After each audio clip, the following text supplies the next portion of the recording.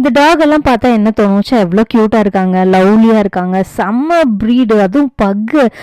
Vodafone பின்னாடியே வரும்ல, அதுதானே ஞாபகம் வரும். அதெல்லாம் உண்மை தான்.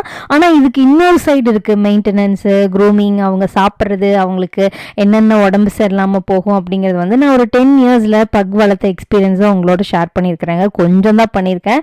அதை பாருங்கள். அதை பார்த்ததுக்கப்புறம் நீங்கள் என்ன ஃபீல் பண்ணுறீங்கன்னு கமெண்ட்டில் சொல்லுங்கள். உங்ககிட்டயும் பக் இருக்குன்னு நிறைய பேர் சொல்லியிருக்கீங்க.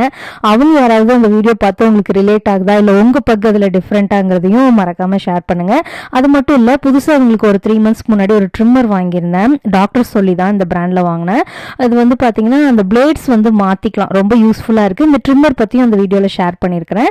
இந்த ட்ரிம்மர் வேணும்னா ப்ராடக்ட் லிங்க் டேக் ப்ராடக்ட்டில் நான் வைக்கிறேங்க, உங்களுக்கு வேணும்னா பாருங்கள். இந்த வீடியோ பிடிச்சிருந்ததுன்னா லைக் பண்ணிடுங்க. மறக்காமல் நம்ம சேனலை சப்ஸ்கிரைப் பண்ணுங்கள். டைம் இருந்ததுன்னா போய் அந்த லாங் வீடியோவையும் பார்த்துட்டு என்ன ஃபீல் பண்ணுறீங்கன்னு சொல்லுங்கள்.